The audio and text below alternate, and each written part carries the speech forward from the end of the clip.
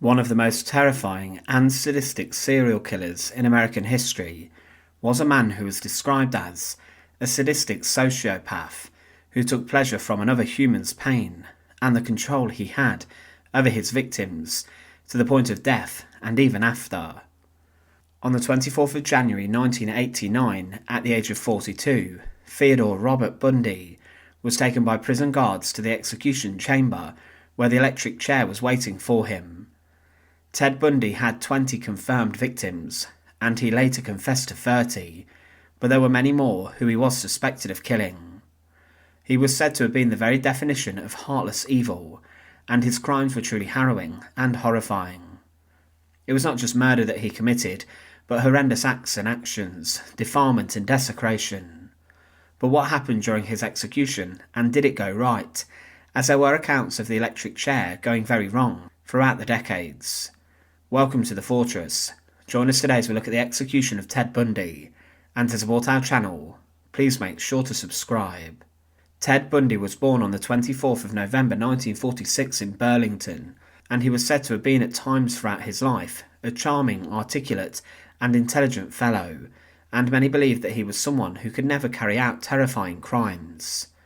But even when he was a teenager, he had exhibited some signs that, let's say, were abnormal, and there were indications that something was not right with Ted. He later recalled in interviews being rather antisocial and shunning people, and he would wander the streets into the evening looking for explicit material and even open windows. He would then clamber up these and spy on women who were not aware of his presence. He did get away with this sort of behaviour, however did have a juvenile criminal record for theft, and when he turned 18, this disappeared from record. But he then graduated college, and things seemed to calm down a bit, and he looked towards a career in law or even politics. But Ted Bundy's real obsession was darker, and it was in assaulting and killing. His earliest victim that has been confirmed and attributed to him came in 1974, and he had a type of victim that he specifically focused on.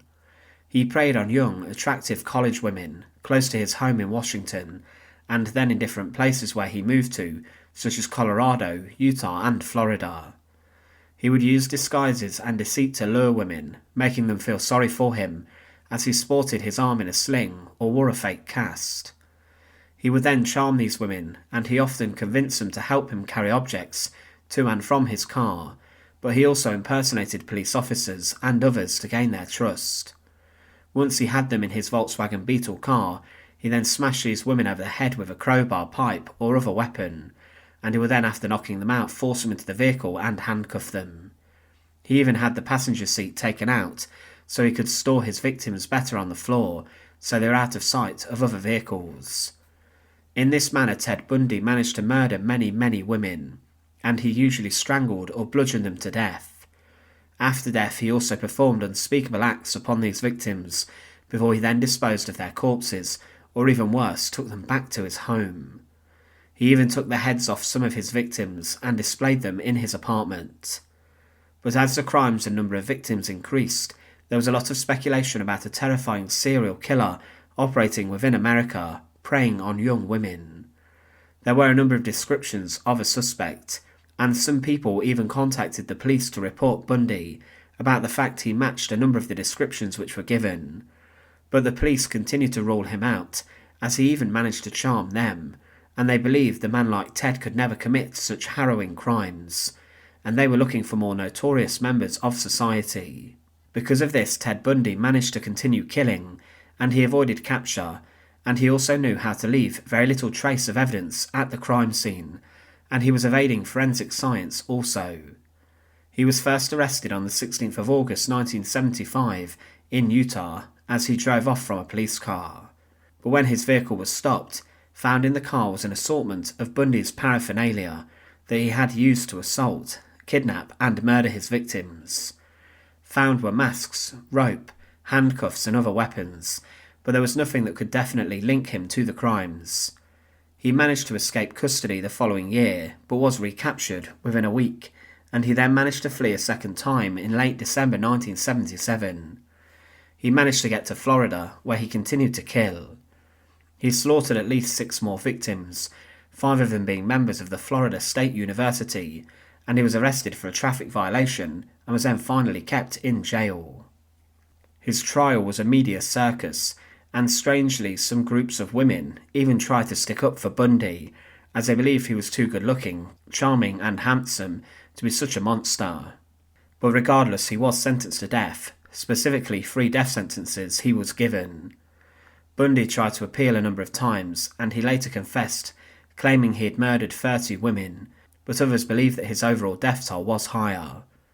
His execution time had come, and there was outside of Florida State Prison the night before a party atmosphere.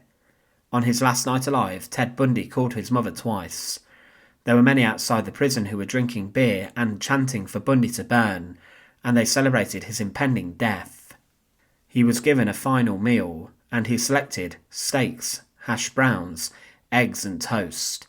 But he did not even touch this, and he went to the execution chamber on an empty stomach.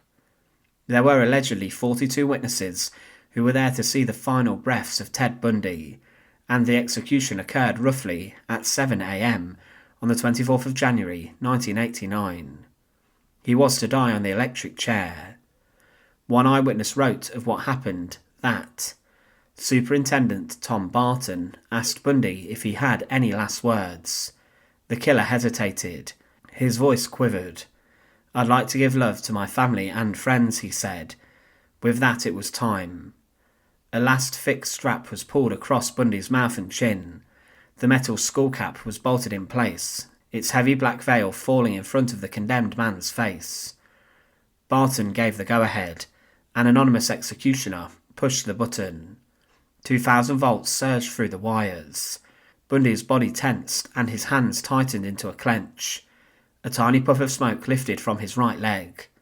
A minute later the machine was turned off and Bundy went limp. A paramedic opened the blue shirt and listened to a heartbeat. A second doctor aimed a light into his eyes. At 7:16 a.m, Theodore Robert Bundy, one of the most active killers of all time, was pronounced dead. Following his execution, Ted Bundy's brain was removed to be studied in the name of scientific analysis to see if any brain abnormalities could be linked to identify serial killers in the future. There was no evidence found on Bundy's brain indicating an injury, which made the reasons why he killed even more bizarre and mysterious. By day he was a charming law student, but he was a beast and a brute by night, who was known for some of the worst crimes in American history. His body was cremated and his ashes were scattered in the Cascade Mountains in Washington, as Bundy requested. He would shockingly be scattered in the very same mountain range where he concealed and dumped at least 4 of his victims, and it is strange that this request was allowed for such a monster. Thanks for watching. To support our channel, please make sure to subscribe, and once again, thank you so much for watching.